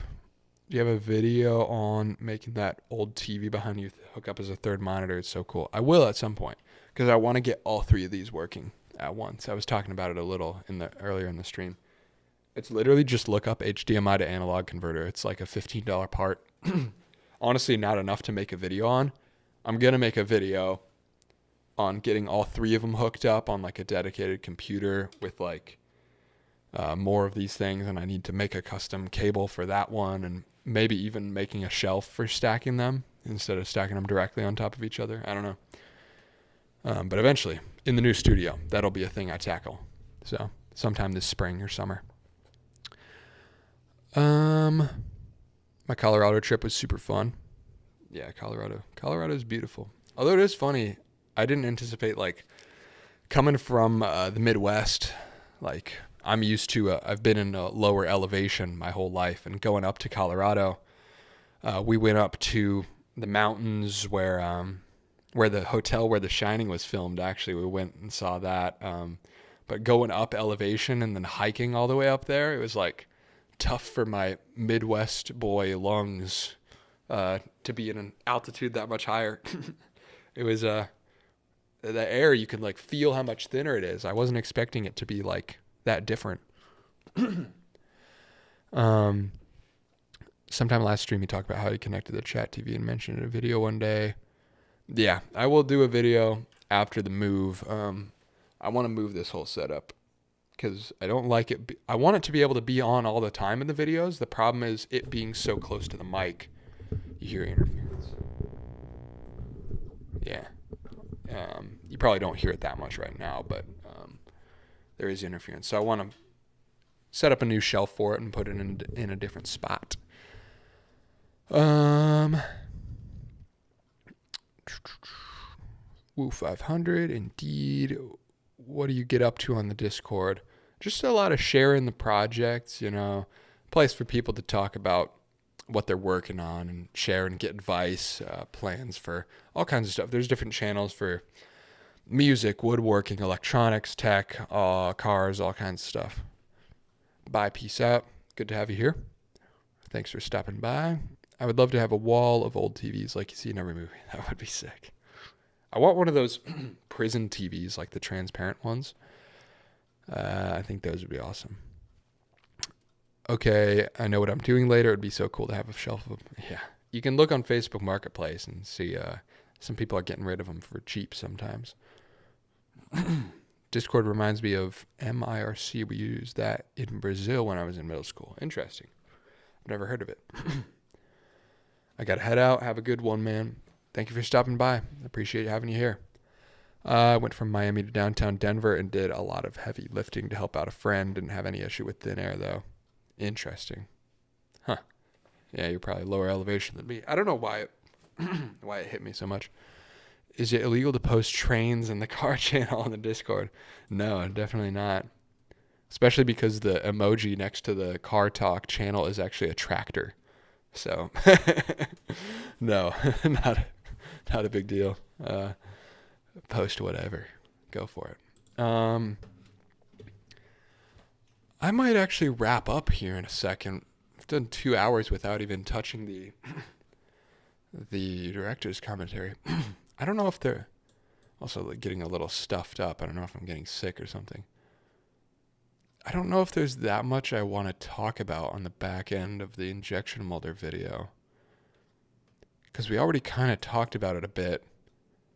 And I'm doing a follow-up video next week. So I don't know that I need to do a director's commentary on this one. I probably will next week and cover both videos. I think that's what I'll do. So I think it's getting pretty late here too. I think that's going to wrap it for today. 2 hours, pretty good for me. How many viewers we got? 36. Hell yeah. I appreciate y'all. Thank you for hanging out. This was fun. Another weekly stream. I'm glad I went live and didn't skip it like I was thinking about. Yeah, another video on the injection molder setup on Tuesday. About the molds, that side of things, making little spaceship miniatures and stuff. And probably another stream on Thursday. And then the chaos begins of the move in March. Appreciate y'all. Thank you for hanging out. Thank you for the lovely evening. All right, Evan. Okay, off to have a good night. Thanks for the great stream. Always good to catch the stream. Thank you, everybody. Thank you. Yeah, it's hard to go past 2 hours for me. Yeah, I feel like that's as far as I can go with like just talking. Well, no, I've done like 4 hours before. I could do a bit longer, but it's getting late here and I gotta get sleep. Peace from STL. The bigger you are, the harder elevation thing changes can be. Interesting. That probably checks out. I'm a tall ass dude, so that might contribute to it. Thanks for the stream. You're the most genuine person on YouTube. I appreciate that a lot. All right. Thank you, everybody. That's it for today. Peace. I'll see you on Tuesday.